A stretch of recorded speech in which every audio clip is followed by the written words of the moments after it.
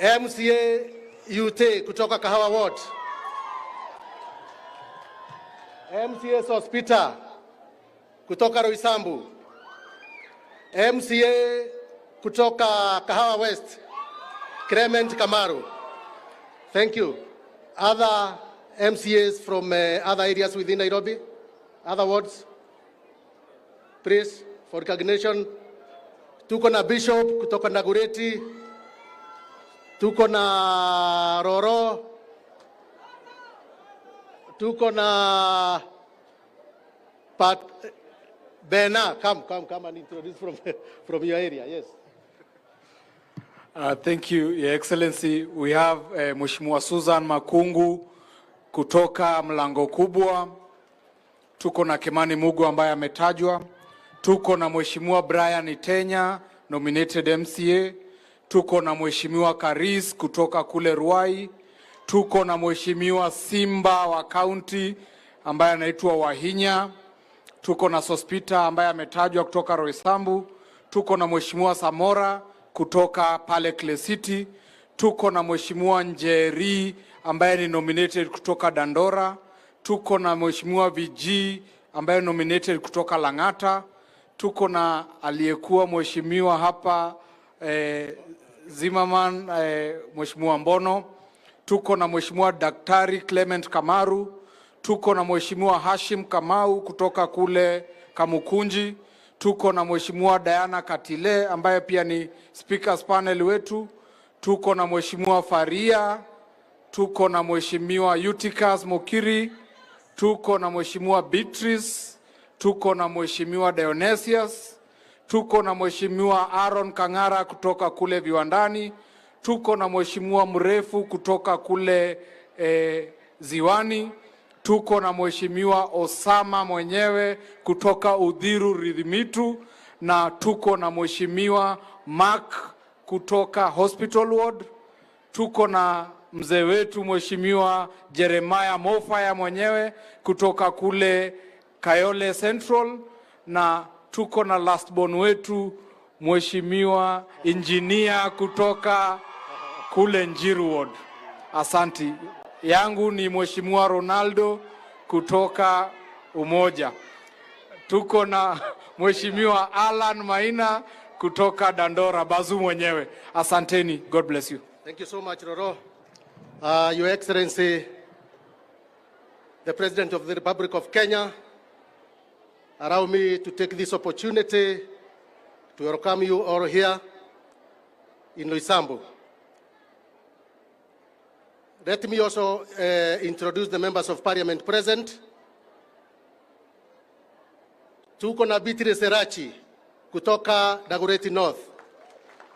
Tuko na Mheshimiwa Karauri kutoka Kasarani. Asante. Your Excellency, wacha nichukue nafasi hii kukurudishia shukrani mingi sana pamoja na gavana wetu kwa sababu ya kuchagua Roysambu iwe ya kwanza ya kujengwa hii jiko, hii kitchen ya chakula. Mr. Governor, hii mambo ya hii jiko ya chakula tunajua ya kwamba is your brain child. Mimi nakumbuka tukifanya campaign, Your Excellency the Governor, ulikuwa unaahidi ya kwamba ukiwa governor ya Nairobi utajenga hizi kitchen ili watoto waweze kupata chakula kutoka kwa shule. Your Excellency, umesikia namba kubwa ya watoto ambao wako hapa Roysambu Primary. Mumesikia population ile iko hapa ya wanafunzi 3450. Bwana CS, class moja iko na wanafunzi 110. You can imagine, class moja peke yake 110. Your Excellency, the speed in which tunajenga shule hapa ama madarasa na the speed in which tuna enroll students hapa Roysambu ni kubwa kushinda ya kujenga madarasa. Kwa hivyo tungependa kusema ya kwamba CDF is not enough for us kujenga madarasa. Tunakuomba Bwana CS utupe msaada ya kujenga madarasa hapa Roysambu, kwa sababu tukisema tutafanya na CDF it is not enough.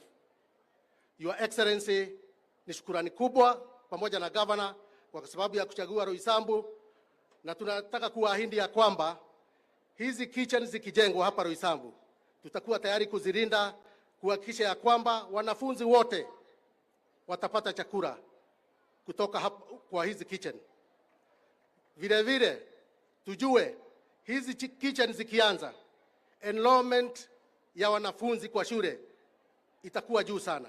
Kwa hivyo tuwe tayari kujenga darasa nyingi katika mashule kwa sababu enrollment itakuwa kubwa. Your Excellency, ili niweze kumalizia, Your Excellency, sitaki kuovashando mambo ya kitchen, lakini niko na maombi mawili peke yake hapa Roysambu, ya kwamba hapa kuna barabara tunaita base road, na hiyo base road, Your Excellency, in 2019 ulisema ya kwamba ijengwe na ikajengwa 500 meters only. Tungekuomba hiyo barabara ya base road, Your Excellency, ulijenga 2018 ikamilishwe yote ndio iweze kujoin Thika Road, hiyo barabara ya base road. Na tunajua ya kwamba hiyo barabara ikijengwa tutaweza ku-offroad ile traffic jam inakuanga hapa kwa roundabout. Ombi la pili na la mwisho, tuko na barabara ingine inaitwa ya Kiwanja kule Kawa West ambaye imelimwa na inaunganisha Kawa West na upande wa Thika Road. Vile vile tungekuomba hata hiyo barabara iweze kujengwa. Hiyo ndio ombi letu watu wa Roysambu, Your Excellency, and we say thank you and welcome to Roysambu. Thank you so much.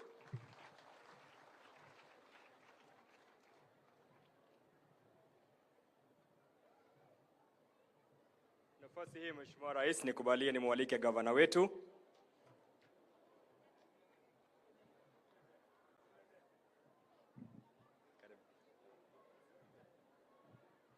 Tumkaribishe Mama County aweze kuzungumza nasi. Mheshimiwa, karibu.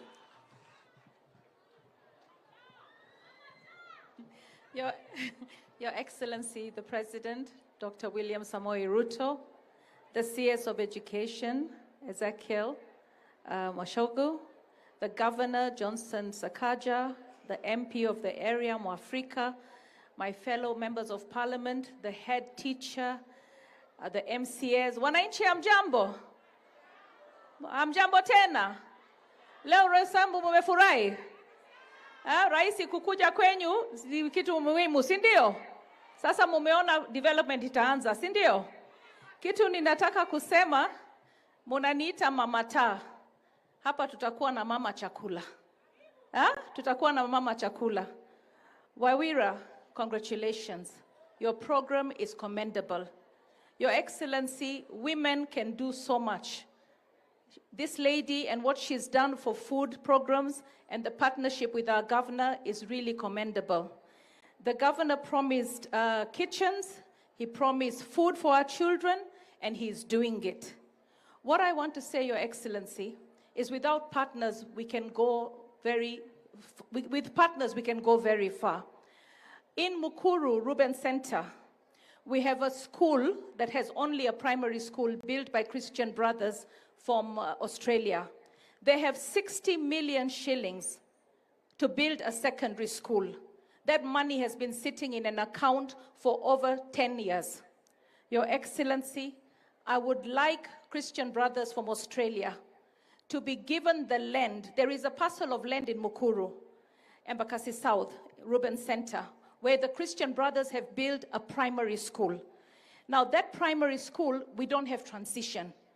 And the reason is the neighboring land, which is about 5 acres, was awarded by the former President Moi to a gentleman called Baramasai, who's very, very old.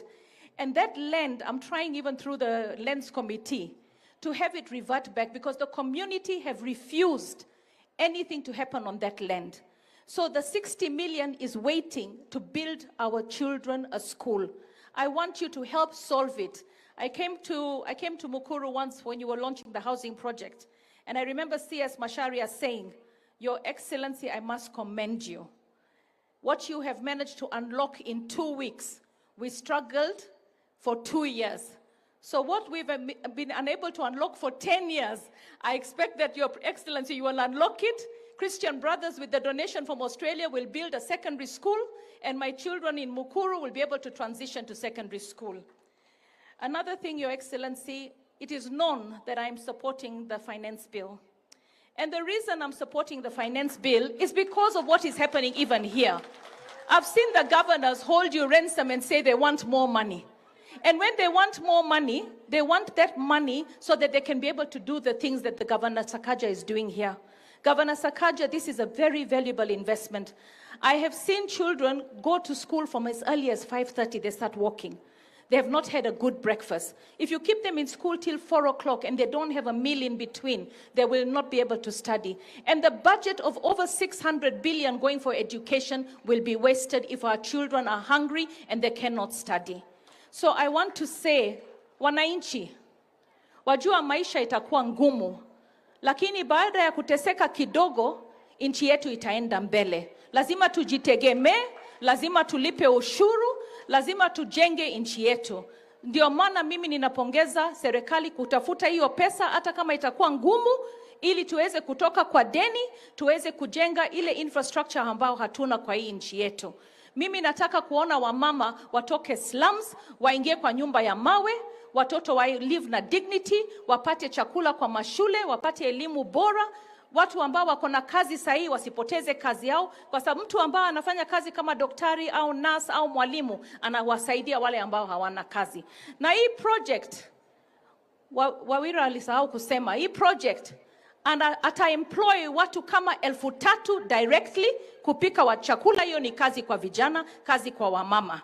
Na indirectly, wale watu ambao watapanda mboga, watasupply briquettes, watasupply masahani, kila kitu, 15,000 jobs. Tujenge Kenya yetu. Asanteni sana. Sasa nipatie hiyo wakati ya kualika governor wetu Johnson Sakaja, kwa sababu hii ni project yake na serikali yetu. Asanteni sana.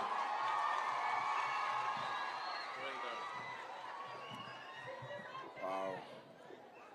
Asante sana.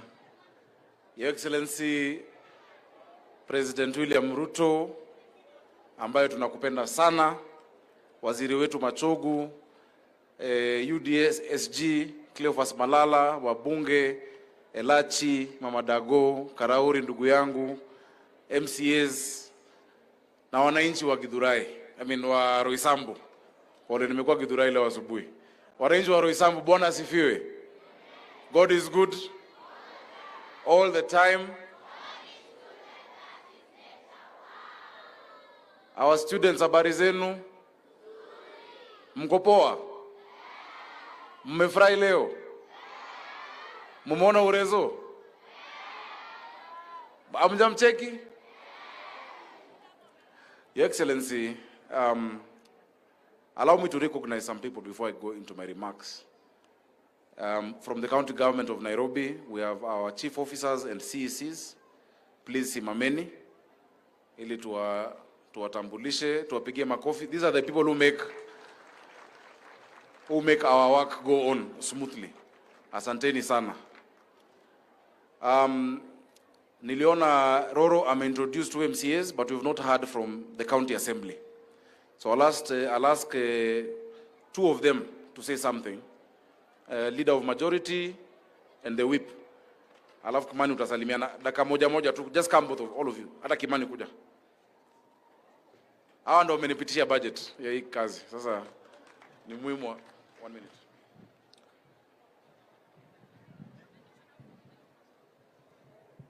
Your Excellency Dr. William Samoei Ruto, CS Machogu, our Governor, Super Governor Johnson Arthur Sakaja, Mama Chakula,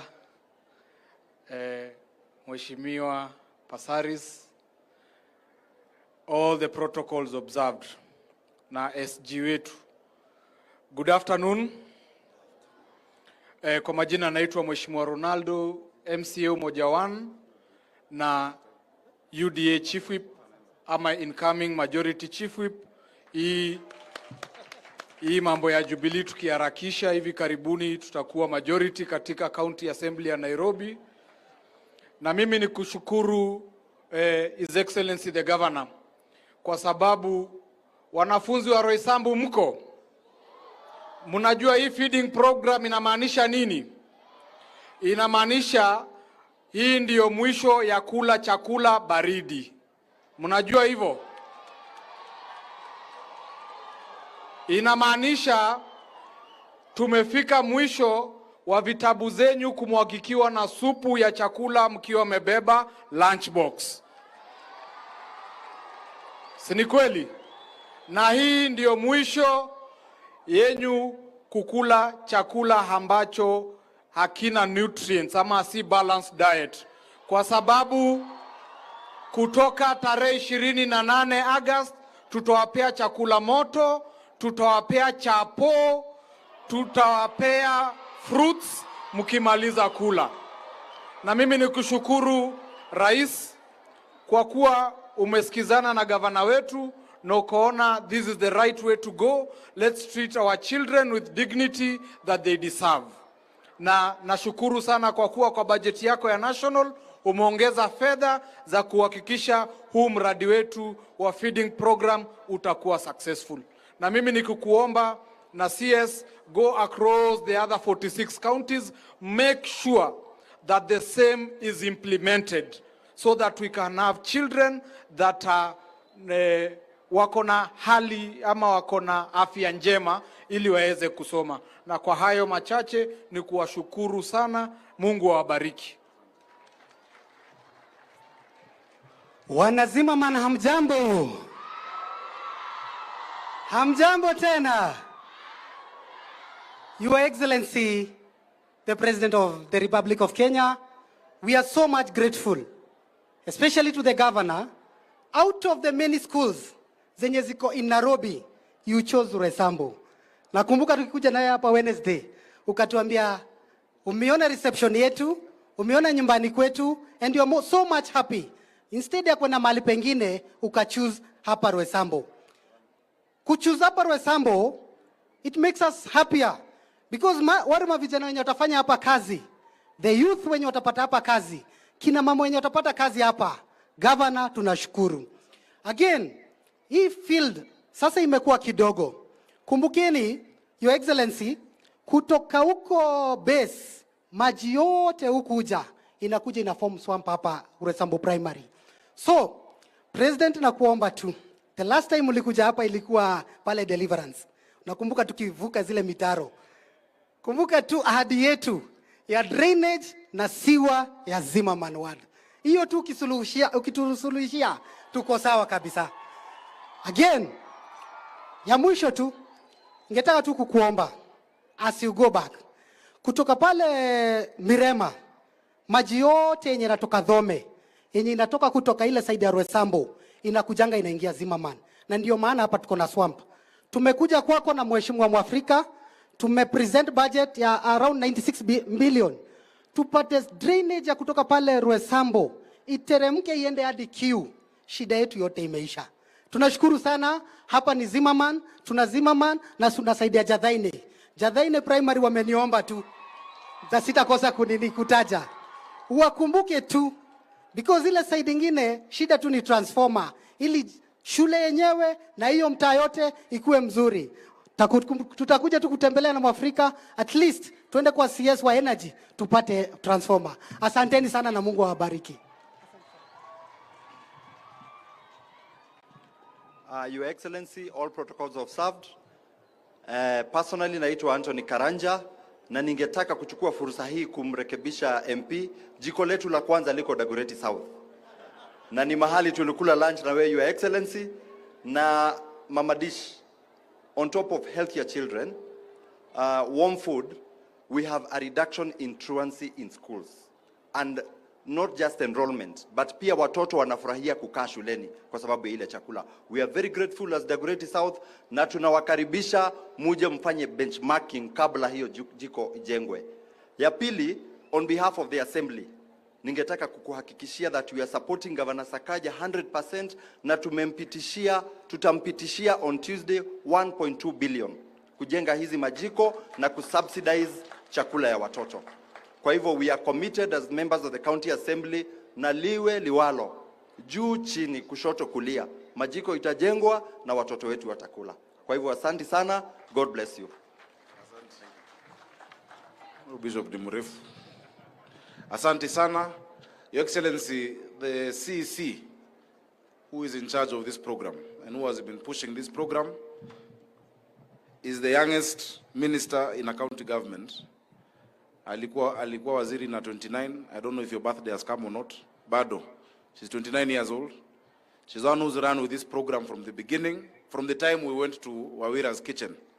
Before we got into office, I'd like her to come and say something very quickly. Anaitwa Susan Silantoi. Tumpigie makofi.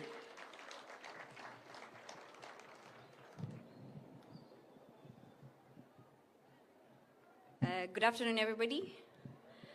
All protocols observed. Good afternoon, Your Excellency. Thank you so much for honoring our invitation to come and groundbreak our kitchen. This is part of the 10 that we're doing in the whole county. And in total, we will do 17. So I'd like to also thank the County Assembly for passing this budget for us. We know it is a new budget, and we are grateful that you bought into the vision. But just to say, we are co-workers with God in feeding the future. And so in every meal that we feed, we're directly inputting in the future of our country. So thank you so much for your support, and we look forward to working with you in feeding the future. Thanks.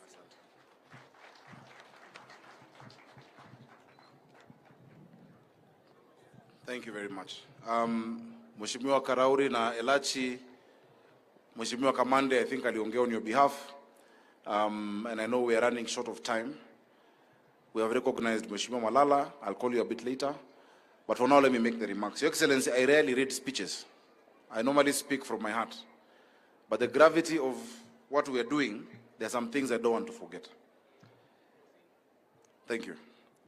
Your Excellency, 60 years ago, at independence, KANU, under the first President Kenyatta, promised every child at least 7 years of education. 45 years ago, President Moi promised to abolish tuition fees for children in the later years of primary school. 20 years ago, President Mwai Kibaki abolished school fees for all primary school children. The pattern is clear. Since independence, we have done our best as a country to expand opportunity and confer dignity by educating our children. We are here today as Nairobi County to write our own page of history, of that very proud history. We are here to groundbreak the 10th kitchen of Nairobi school feeding program, Dishi na County, the largest feeding program by a city on the continent of Africa, Your Excellency. Your Excellency, a dignified life demands a decent education. That is why we want every single one of our children in school ready to learn. Your Excellency, when I was Senator of Nairobi, some schools had been vandalized during the COVID break. I remember going to 2 schools to donate desks. I went to Raila Educational Center in Kibra, and I went to Gatina Primary in Dagoretti North. When I went to Gatina Primary, and I asked these children, you know, after giving them the desks, what would you like me to do for you? Normally the children will say, we want footballs, we want a school bus. The children all in unison said they wanted food. When a child asks for food, they really need it. As a parent, I was very sad. And that time in 2020, I said, I must do something about it. In the Senate, I drafted the National School Feeding Act, or rather bill. It never saw the light of day. I benchmarked to the US 1965 School Feeding Act. It didn't go far. But I said, if God gives me the chance to become the governor of Nairobi, children will eat food in school. Your Excellency, yesterday we were in Mudangari Primary with Honorable Elachi. We were in Njiru. We were in BD. When you look at the reaction of the children, when you mention food, I think as leaders we need to be very embarrassed. Our children are losing a third of their education when they are told at lunchtime to either go find food and they don't come back to class. they don't come back to school. And when they come back the next day, they can't catch up with what they were taught the day before. Yesterday, in Jiru, the chairman of the Board of Management said that you have remembered even in Nairobi, we have levels of poverty with people sleeping with empty stomachs. It is not only in semi-arid and arid areas where people are hungry, even here in Nairobi. Your Excellency, mara nyingi, interventions za njaa, interventions on marginalization ignore Nairobi. Because people assume everybody in Nairobi has money. Urban poverty, in many respects, bites harder than poverty in the rural area. Hii ni shamba ya mawe. Kama hauna pesa, you will not eat, you will not have a place to sleep. That is why we have struggled for Nairobi to be included in the marginalization policy. Wale watu wako kwa slums, wale watu wako Mathare, they are doing worse than people in even the arid areas. They are doing much worse. Your Excellency, we've had many stories from children.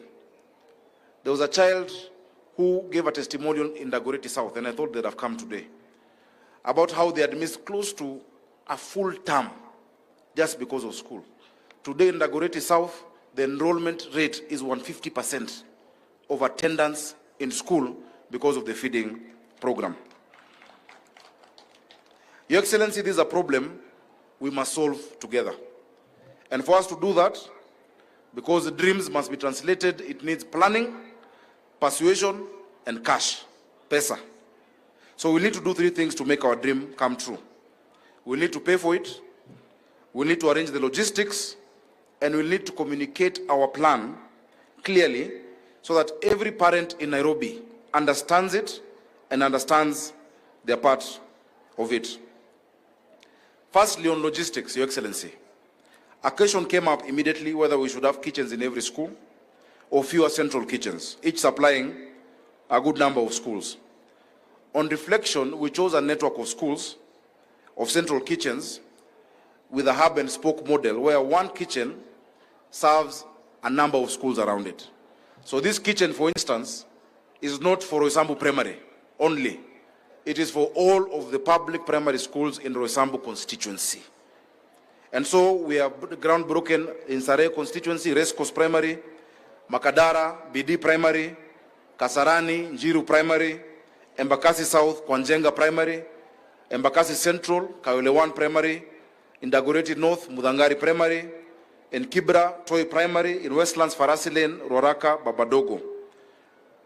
The amount of money, because I think there might be, Bishop said they're budgeting 1.2. Already in this budget, what I'm spending is already budgeted for building the kitchens. In the next financial year, naomba wa MCS wangu, tupitishe so that we build the other 6 kitchens, plus now we subsidize the meals from August 28th. Your Excellency, also allow me to say, many of these feeding programs, the cost, first of all, have not been consistent, and the cost to the parent is still high. 70 shillings kwa mzazi Nairobi saa ingine ni ngumu. 60 shillings ni ngumu.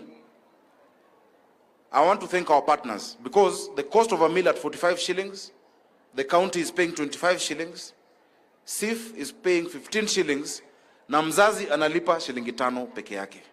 5 bob, kobole. We're using a technology where mtoto anavaa saa, ambapo you can load, you can send them pesa today, you can send for a month, you can send for a week. But even that child who doesn't have that 5 shillings, Your Excellency, we will feed. We will not watch a child not getting food because of 5 shillings or because of 100 shillings. There is no dignity when a child is pulled out of the school, of the lunch line, because they don't have that money. Chakula, njaa ni kitu ya aibu sana. Ni kitu ya aibu, and you have told us that for a long time. Your Excellency, so we are spending 1.2 billion, and we hope, because we are working with the national government, that you will also match that, as you have said before, so that we can expand this program. Your Excellency, there are people who have asked questions. That one, school feeding is not a function of county government. It is true. It is not a function of county government. It is not a function of national government. It's a function of leadership. It is something that you cannot ignore. We cannot see a problem, Your Excellency, and say, this is not mine to do. We must put concerted effort, which is why we are giving bursaries to secondary schools, to primary schools, despite that, to colleges, despite that being a national government function. In 10 years of devolution, tulikuwa na governor wa kwanza, tukakuwa na governor wa pili, tukakuwa na NMS, tukakuwa na Kananu. For 10 years, Nairobi County gave bursaries worth 3 billion, and in 6 months, Your Excellency, we have given bursaries worth 1 billion and 25 million ile ya kutoa bursaries. Tumepeana scholarships, and our scholarships ukipata form 1, unaenda form 1, 2, 3, and 4, without a break. These children of ours in Nairobi, we cannot shirk our responsibility. And I want to implore my MCAs.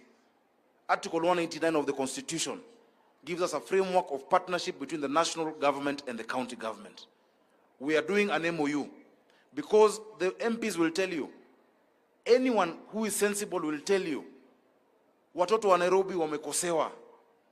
We have 210 schools only for a population of 5 million people. Our children who are not in the public schools are not in expensive private academies. They're in what we call up-bet schools, alternative provision of basic education and training. Unapata shule, Sunday ni kanisa, Monday ni shule, jioni kuna kesha, the next day there is a youth meeting, because we have not given the infrastructure. Successive governments have done bad to the children of Nairobi. We must do something.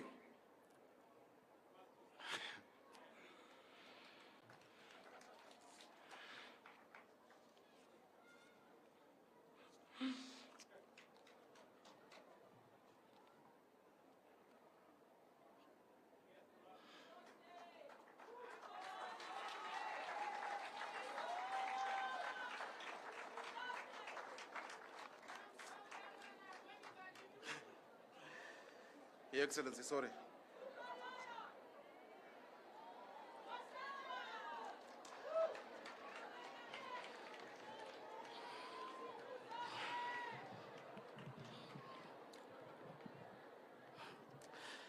Your Excellency, ni uchungu ya watoto.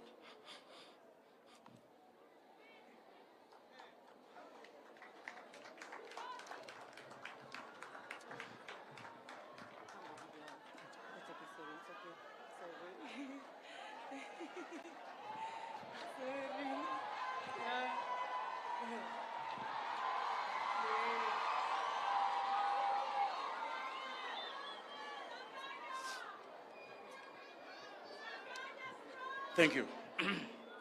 Your Excellency. Your Excellency, this thing must work. There's no other way. It must work. These children deserve the same that your children have and that my children have. And so I thank you because you have supported from the beginning. Whenever there's been resistance, you have called your minister, you have called whoever matters for these children of Nairobi. Thank you so much, Your Excellency. Allow me to stop there because I think the point has been made. We are doing 10 kitchens in 10 weeks. This is the only project I have sat with contractors. Nikwambia hii msiweke mchezo. This one, don't play around with. And they've understood they're not just building a building. They're giving our children dignity and a hope for the future. So, Your Excellency, karibu sana, Roysambu, karibu sana Nairobi. Thank you for supporting me in doing this. We are going to deliver. And one day, vile wanakumbuka maziwa ya Nyayo, watakumbuka chakula ya Ruto. Watakumbuka chakula ya Ruto. Allow me, Your Excellency, now to invite Waziri. And Waziri has been very, very supportive. We have sat down with him. We have agreed on the framework. We have a working group together between us and the national government. I'm grateful for what you've done for us, Waziri. Thank you. Yeah, thank you. Your Excellency, the President of the Republic of Kenya, Your Excellency, the Governor, the Members of Parliament, my friend, the Secretary General of our ruling party, UDA, MCS present, wanafunzi na wasasi mjambo, muko mjambo. Your Excellency, this is a very special day, and we really thank you for finding time to come over here to launch and initiate this very important program. Your Excellency, in Kenya, school feeding program has been going on in 26 of our counties in the country, the ASIR areas. And as the governor said, Your Excellency, there are areas in Nairobi which, of course, our people are in abject poverty. And Your Excellency, we thank you for giving guidance and giving direction in this, because the amount of money that we have been getting each and every year is a maximum of 2 billion. But you have tripled that, and Your Excellency, I undertake that the direction you have given as a means of education, we will make sure that we work very, very closely with my brother Sakaja, the Nairobi County. We had a meeting, Your Excellency, on the 8th of this month, a joint meeting between the Ministry of Education and Nairobi County, where we were able to say that we must make this work. We thank the governor because he undertook to make Nairobi work, and indeed Nairobi is working. Is Nairobi not working? We also thank you, Your Excellency, because you undertook to make Kenya work, and indeed Kenya is working, and each and every agenda that you set, we are seeing that it is being operationalized, Your Excellency. Your Excellency, the other program that we are tackling in Nairobi, we have 234 primary schools, we have 103 secondary schools with a registration of 79,000. Indeed, the infrastructural development in Nairobi demands that we have to do more, and we have said we will have a meeting, Your Excellency, which thereafter we will be able to give you a report with the governor and the elected leaders of Nairobi, so that we agree on how we can be able to come up with more infrastructural development to accommodate the ever-increasing population of Nairobi, because like Form 1, Nairobi never gets enough praise. They always go to neighboring counties, and I think it's time, with the leadership that we have in Nairobi, that something should have to be done. Your Excellency, it is now my humble duty. Jameni, musimame wote tumkaribishe Rais wa Jamhuri ya Kenya na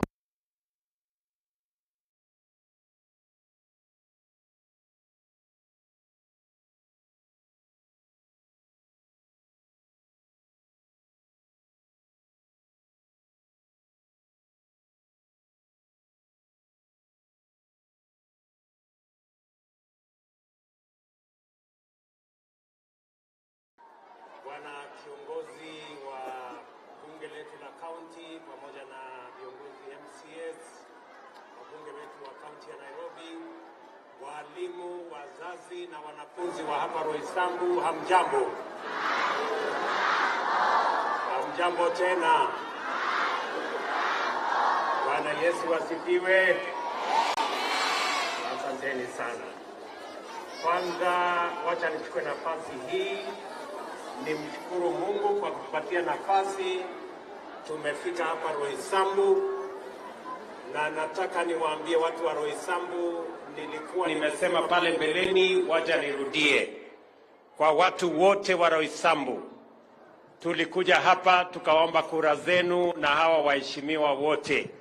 Tulikuja na governor, tukakuja na wabunge, MCAs wetu, na nyinyi watu wa Roysambu mkawa watu wangwana, mkatuamini, mkatupatia kura zenu, Mungu akatubarikia, tukapata ushindi.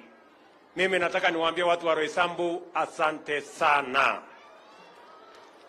Watu wa Nairobi, sijui kama mnalisikia, nimesema asante sana. Asanteni sana. Na leo tumefika hapa sote kama viongozi kwa sababu ya mambo ya maendeleo ya Nairobi County na mambo ya maendeleo ya hapa Roysambu. Nitasema mambo mawili peke yake ndio niweze kukamilisha. Nakubaliana na hawa viongozi wote walionena hapa kwamba nafasi tulio nayo sasa sio nafasi ya siasa ya mashindano na yale mambo mengine. Tumemaliza mambo ya uchaguzi. Nafasi tuko nayo sasa sote kama viongozi ni kuungana ili tufanye kazi, wananchi maisha yao ibadilike. That is the agenda, that's the commitment, that is what we need to do as leaders. Na mimi nataka niwaambie viongozi wote wenzangu kwamba kwa sababu uchaguzi iko nyuma yetu, sio nafasi tena ya sisi kusema huyu ni wa upande hii na huyu ni wa upande ile. Nataka niwaombe viongozi wote, hakuna wananchi wa upinzani, hakuna wananchi wa serikali. Wananchi wote ni wananchi wa taifa letu la Kenya. Tushirikiane jameni, tufanye kazi pamoja ili tuweze kutekeleza miradi na mipango ya maendeleo, maisha ya wananchi wa Kenya ibadilike. That is our cardinal, solemn commitment and responsibility as leaders, having been elected. It is our responsibility now to work together in a manner that we are going to transform our country and change the lives of the people of Kenya in a positive manner. Na mimi nataka niwahakikishie viongozi wote ya kwamba mimi niko tayari kufanya kazi na viongozi wote waliochaguliwa ndio tuweze kupeleka Nairobi na Kenya mbele. That is my commitment. Jambo la pili, wakati nilikuja hapa Roysambu, muliniambia kuhusu ile sewage system, huyu kamande na huyu MCA wenu wamesema. Mimi nataka niwahakikishie watu wa Roysambu, mjumbe wenu anajua, tumefanya ukarabati, tumefanya hesabu. Huyu bwana na hawa wabunge wakipitisha budget leo kule bunge, tutakuwa na milioni 170 ya kuweka sewage ya hapa Roysambu. We have already committed the resources for the Roysambu trunk sewage system. Among all other things we have done for all other constituencies in Nairobi and all other counties in the Republic of Kenya. Vile vile, nimesikia yale mambo mengine mjumbe wenu wamesema ya barabara. Katika budget ambayo iko bunge leo, tumeweka bilioni 250, the largest amount ever put by any administration kwa mambo ya ujenzi wa barabara. Haitatosha barabara zote, but it is the first step. Tutaweka pesa aina hiyo tena next year and the year after so that we can complete all roads that were started before, ndio tuweze kuanzisha barabara zingine mpya. Mimi nawauliza wabunge, tafadhali, tuko na mambo mengi ambayo tunataka kutekeleza kwa manufaa ya wananchi wa Kenya, wakiwemo wananchi wa Nairobi katika budget yetu, and that is why I am asking all of us to work together towards making our country great and making our people and their lives better. Jambo la tatu, leo nimekuja hapa vilevile kwa sababu ya mambo ya elimu ya watoto wetu. Niliwaambia Wakenya wakati wa mambo ya kampeni ya kwamba tutaajiri walimu zaidi kwa sababu watoto wetu wengi wako shuleni lakini hawasomeshwi kwa sababu walimu ni wachache. Kama vile mnavyojua, tumeajiri the first time walimu 35,000, the highest ever employed in the Republic of Kenya. Na hiyo pia haijatosha. Ndio nimesema katika hii budget ambayo hao wabunge wataenda kupitisha leo kwa mapenzi ya Mungu, pia tumeweka budget ya walimu wengine 25,000 ambao watakuja kufundisha watoto wetu hawa. we have a commitment that we must reduce the gaps in education in our primary and secondary schools, including our TVETs, so that we can ensure that our children are not just in school, but they are being taught and they are learning and they are acquiring knowledge. Leo nimekuja hapa kwa mwaliko wa governor wenu. Na mimi nataka nimwambie my friend Arthur Sakaja Johnson ya kwamba I feel you. I feel what you feel. Kwamba na nilisema wakati wa campaign, we must eliminate the shame of hunger in our republic. And we must be intentional, we must be deliberate, we must have a plan on how to do it. Tusiwe tu tunafanyia siasa. Na ndio sababu kwanza tumepanga vile ya kuzalisha chakula, kwa sababu dawa ya njaa ni kuzalisha chakula ya kutosha. Tumesajili wakulima 500,000. Tumewapatia mifugo ya mbolea karibu 3+ Tumeweka katika hii budget, na mimi naomba hao wabunge mwende mupitishe hii budget. Tumeweka bilioni 5 ya kuzalisha chakula zaidi katika taifa letu la Kenya. Na zaidi katika hii budget ya mwaka huu, I also committed to the people of Kenya that we are going to enhance our school feeding program. From 2018, tumekuwa tukilisha watoto 1,600,000. 1.6 million kids have been fed under the school feeding program from 2018 by the government of Kenya. I did commit that we are going to double the number. I want to announce here today that we are not just going to double the number. We are going to increase the number of children in our primary schools under the school feeding program from 1.6 million children to 4 million children. Watoto wetu 4,000,000 kutoka ile tulikuwa tunafanya kwa miaka iliyopita 1,600,000. Katika hii budget tumeweka pesa bilioni 5 ya kulisha watoto wetu shuleni, na tutaongeza bilioni 1 kwa supplementary so that we can have 4 million of our children going to school and having a hot meal for lunch every day when they are in school. Na nimekubaliana na governors, kila governor ambaye ataweka shilingi 1 kwa school feeding program, serikali ya Kenya itaweka shilingi 1 kwa school feeding program. We are going to match counties who have a plan on school feeding program, shilling for shilling. And if we do that, we can actually feed 8 million children in our schools. And we can keep our children in school. They can concentrate in learning. We will increase our learning outcomes. We will increase our attendance in schools. We will increase their concentration, and we will increase outcomes from our schools if our children are attending class with a full stomach. That is what we want to do. And the greatest indignity we can do to our children is for them to come to school and fast by force because there is nothing to eat. Watoto wengi wanakosa kuja shuleni kwa sababu hakuna chakula nyumbani na hakuna chakula kwa njia nyingine yote. Mimi nataka niwashukuru. I want to thank in a very special way CIF. The fund has been outstanding. Tuwapigie makofi hawa watu jamani. Wamekuwa washirika wetu wakubwa.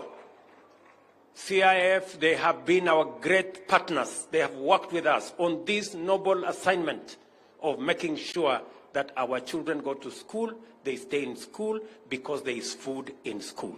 So you have my commitment as President of Kenya. You have the commitment of the Governor of Nairobi and many other leaders to work with your partnership to make sure that our children are not just in school, but they are being fed when they are in school. We will work together. Tunaelewana jameni? So watoto wetu wa hapa Roysambu mjue ya kwamba watoto wetu wote wa primary school katika Nairobi County watakuja shuleni, watapata chakula shuleni. County ya Nairobi watatoa pesa na national government, we will match shilling for shilling what the County of Nairobi will be giving so that we can have all our children in school. Tumekubaliana? Jambo la pili niongee juu ya Nairobi tena. Nairobi ndio tuko na shule chache zaidi. As a percentage of the population of Nairobi, we have the least schools than any other county in Kenya. Nairobi hii. Tuko na shule 204 katika Nairobi County. Mimi wakati nilikuwa mjumbe wa Eldoret North, nilikuwa na mashule 140.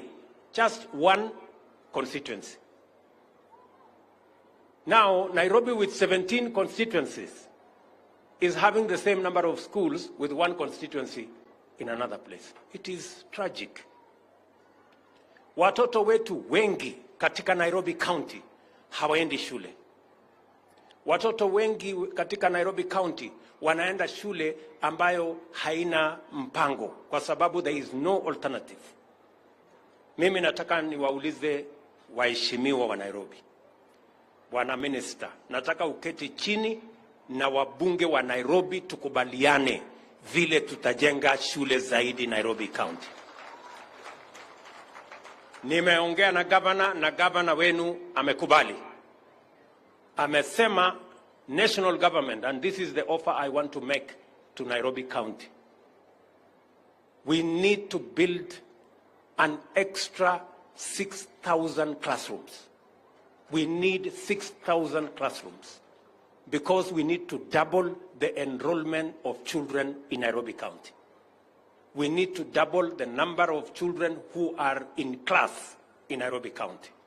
Mumesikia mwalimu mkuu wa shule hii amesema hapa darasa moja ambaye ingefaa kuwa na watoto 40 wako na watoto 110. So that congestion alone undermines the learning environment in a classroom. The congestion does not give an environment for our children to learn. So, mimi nataka niseme hivi. As national government, we are going to build a new 3,500 classrooms in Nairobi County. We are going to put there 3 billion shillings. Nataka tuelewane. Tuko pamoja? Over the next 3 years, we are going to put 3 billion shillings to build an extra 3,500 classrooms. Bwana Kamande, darasa moja ni shilingi between 800,000 and 850. Mtu akipitisha hapo ni ukora. So, na tutakubaliana. The ministry have done the mathematics. We know how much it costs to build a classroom. We want to build, the government of Kenya is going to build an extra 3,500 classrooms in Nairobi County for our primary school going children. I am asking the County of Nairobi, and I am happy the governor has agreed, that the county government of Nairobi, and I am happy the MCAs are here. The MCAs have committed that they will also build 1,500 classrooms in Nairobi County over the next 3 years. Tumekubaliana? Sasa nyinyi waheshimiwa, mimi nataka tuketi chini na nyinyi. Nyinyi pia, you must, Elachi, Ronald, wewe Kamande na wadosi wale wengine wako na pesa ya CDF ketini. Lazima tukubaliane na nyinyi because these are the children of the people who you represent. We want to agree with you how many classrooms. I want you to sit down with the minister so that we agree. As we are building 3,500 classrooms and as the county is building 1,500 classrooms, how many classrooms are you going to build? So that all the children of Nairobi City can be in class like all the children of Kenya elsewhere in the Republic of Kenya. Tunakubaliana jameni? We are going to have a 3-year master plan on how to create enrollment.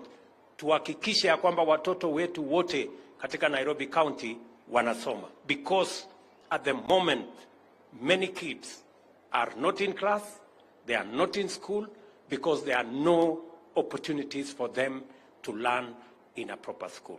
So, nafikiri tumekubaliana. I want to ask all counties what Sakaja is doing in Nairobi County. I want to ask all our county governors to participate in this program of school feeding. I made a commitment in our manifesto. I remember talking to this girl, Pongezi Sana Wawira, you are great. When I met you, I told you, this kitchen, we're going to work together. And I'm happy, Sakaja, you have lived up to that promise. So we will make sure that watoto wetu wote, watasoma, wako shuleni, ndio tuende mbele pamoja. Mwisho kabisa, mimi nataka niwaambie watu wa Nairobi, katika ile mpango tuko naye, hii budget ambayo iko bunge inapitishwa leo, mimi niliwaambia Nairobi hapa, watu wengi wanaishi mahali ambapo hapafai. Watu wengi wanaishi katika slums, hakuna maji, hakuna choo, hakuna stima, hakuna barabara, mahali ambapo hapafai. Na wengi wa wabunge wenu hawa wamechaguliwa na watu wanaishi katika slum. Mimi nimesema hii slums tutaondoa, tutajenga nyumba 200,000 kila mwaka katika taifa letu la Kenya. Tutajenga nyumba 200,000 ili tuondoe watu wetu kutoka mahali ambapo hapafai, ili tuweze kuwa na nyumba safi, iko na stima, iko na maji, iko na sewage, iko na mambo hiyo ingine yote. Na zaidi, katika ujenzi wa hiyo manyumba tunahitaji vijana 1,000,000 watakaofanya kazi pamoja na sisi. Mimi nataka niulize, Nairobi iko shida ya ajira ama hakuna shida ya ajira? Si iko shida kubwa? Vijana wengi wako nyumbani, hawana kazi. Tumeweka mpango ya kuhakikisha ya kwamba katika ujenzi wa manyumba tutakuwa na watu ambao wanafanya factory huko kwa mabati, factory huko kwa simiti, factory za chuma, watu plumbers, masons, electricians, carpenters, watu engineers, quantity surveyors, architects. Hiyo dunia yote tutawakusanya, kila mtu afanye kazi, na hata watu wa jua kali tumesema watatutengenezea milango, madirisha na mambo yale mengine yote, ndio Kenya hii tupatikane ajira, kila mtu aweze kujisimamia. Sasa mimi nataka niwaulize watu wa Nairobi, si ni vizuri tujenge nyumba vijana wetu wapate ajira? Ama mnasemaje? Si ni vizuri tujenge nyumba hawa vijana wapate ajira, na tutoe watu yetu kwa slums waishi mahali pazuri? Sasa kama wewe ni mbunge umechaguliwa Nairobi, na wewe unapinga ati tusijenge nyumba, wewe umeajiriwa na watu wa Nairobi, unalipwa mshahara, wewe utaki watoto wao walipwe mshahara kama wewe, wewe utaki watu wa Nairobi waishi mahali pasafi vile wewe unaishi, wewe unataka wakae kwa slum, watoto wao waendelee kuhangaika barabarani. Wewe ni kiongozi ama wewe ni adui ya wananchi? Tuambiane ukweli. Yeah? Surely, which leader in this day and age will oppose a program that is going to give dignity to his voters, that is going to give jobs to the people who have given him a job, that is going to give decent livelihood for the people who have voted and pays for their salary? You cannot be a leader, you must be something else. Sijui kama tunaelewana jameni. Tuko pamoja? Tuko pamoja? Ndio mimi nilisema, mimi nangojea kuangalia mtu ambaye anasema anataka watu yake waishi kwa salamu. Anataka vijana ambao wamemsaidia akapata ajira waendelee kuhangaika barabarani wasipate ajira. I am looking, huyo mtu sijui anakaa namna gani, na sijui kichwa yake ni mzuri ama iko kombo kiasi gani, ama ni aje ndugu zangu? Surely. Na nimesema vile vile katika hii budget tumesema vijana wetu ambao wanatoka Tibet, tunataka vijana waje wafanye kazi. Tumesema hata furniture. Hii furniture inatengenezwa hapa Roysambu. Kuna watu wengine wanaenda kununua furniture China, wanaenda kununua furniture Marekani, sijui wanaenda kununua hati kitanda. Na hii kiti ya kukalia hapa, unaenda kununua Marekani na tuko na vijana hapa wanaweza kutengeneza furniture. Nimesema kwa hii budget wale watu wanaleta furniture kutoka nje watalipa ushuru kubwa sana, kwa sababu tunataka vijana wetu watengeneze furniture hapa nyumbani. Tuko na vijana wa kutosha, tuko na mbao na randa na hiyo ingine, watoto wetu hapa wafanye kazi. Ama mnasema mnataka tulete furniture kutoka nje? Kitanda ya kulalia hii inatengenezwa hapa Roysambu? Si hiyo ni ujinga ama nini jameni? Si ni ufala mingi sana? Niwaulize, tumesema wale watu wanaleta simiti kutoka nje. Tuko na factory ambayo vijana wetu wanafanya kazi hapa Kenya. Niwaulize watu wa Roysambu, twende tulete simiti ya watoto wengine, watu wengine wanaajiriwa, tuwache watoto wetu wahangaike na tunaweza kutengeneza simiti hapa nyumbani kwa factory yetu. Sijui kama tunaelewana. Factory ya chuma namna hiyo. Tumesema hii mambo yote, we want to work for our country and we want to work together. Na katika hii budget nimeweka pesa Bwana Kamande ya watoto hawa wapate chakula lunch time. Wewe utaenda kupinga alafu si waende wabitishe hii budget tuendelee na kazi? Ama mnasemaje watu wa Nairobi? Waende wabitishe ama wasibitishe? Alafu unasikia ati mtu analalamika ati sijui iko 3%. Sasa wewe hata kama 3% umeambiwa utoe, umebaki na 97%. Sio 97% ikutoshe. Wacha hii 3% utafutie hawa vijana wengine ajira. What is the problem? Wacheni ubinafsi bwana. Hapana, wacheni hizo. Sijui kama tunaelewana. Alafu sasa unakuta wengine wanaendesha propaganda, wale wanapiga sijui kusupport finance bill, wamelipwa sijui milioni 1, sijui shilingi 2, sijui shilingi ngapi. Hiyo ni upuzi. Nobody, an intelligent person doesn't have to be bribed or given anything to do the right thing. An intelligent person will do the right thing because it is the right thing. Sijui kama tunaelewana. Tuko pamoja jameni? So I want to ask wale watu ambao wanapoteza wakati yetu. Sisi hatutaki kitendawili, sisi hatutaki sarakasi, sisi tunataka tufanye kazi, tuende mbele. Ama mnasemaje Nairobi? Mnasema tuende mbele ama turudi nyuma? Na mimi nimesema vile vile, hawa watu wanatuambia tuendelee kukopa pesa. Kenya tukope pesa mpaka sisi tukue bankrupt. Nyinyi mnataka tuendelee kukopa pesa? Sikutanye ushuru hawa wadosi watoe ile wako naye. Kila mtu atoe kitu bwana, wacheni maneno. Sisi tunapata mshahara, tutoe, wananchi Kenya na isonge mbele. So mimi nataka niwashukuru sana. Mimi nataka niwahakikishie ya kwamba we are going to be focused, we are going to work together, na nimewaambia hawa viongozi ya kwamba tunataka tushirikiane ndio tupeleke taifa letu la Kenya mbele pamoja, na tutashirikiana pamoja. Tumekubaliana? Ya mwisho, nimekubaliana na huyu gavana wenu ya kwamba mambo ya matibabu ni bottom up. Tunaanza na kijiji. Tumesema wale tunaanza matibabu na community health promoters. Wale watu 7,000 hapa Nairobi County. 7,000 and what?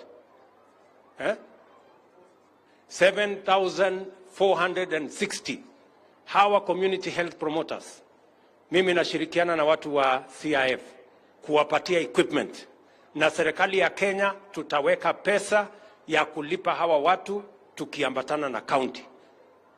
Sakaja atalipa pesa nusu, mimi nitalipa pesa nusu. Na hawa watu watafanya kazi katika kila kijiji.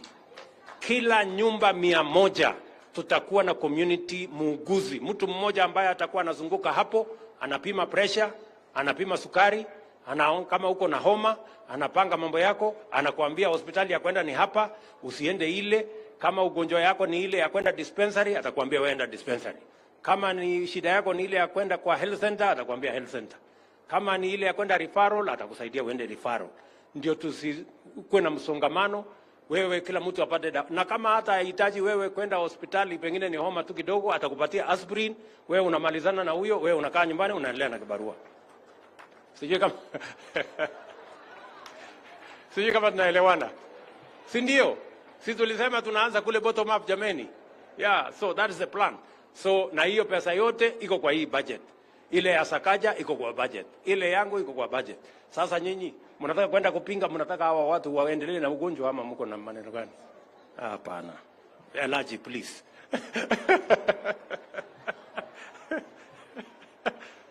Sijui kama tunaelewana jameni. So watu wa Nairobi, mimi sitaki kusema sana. Mimi niko na shughuli kidogo, niko na kazi nyingine, lakini nilisema hii ya chakula ya watoto liwe liwalo, mbele na nyuma, lazima nikuje mwenyewe ndio mjue ya kwamba we feel for our children. Our children are important. The education of our children is important, and the way to keep them in school is necessary.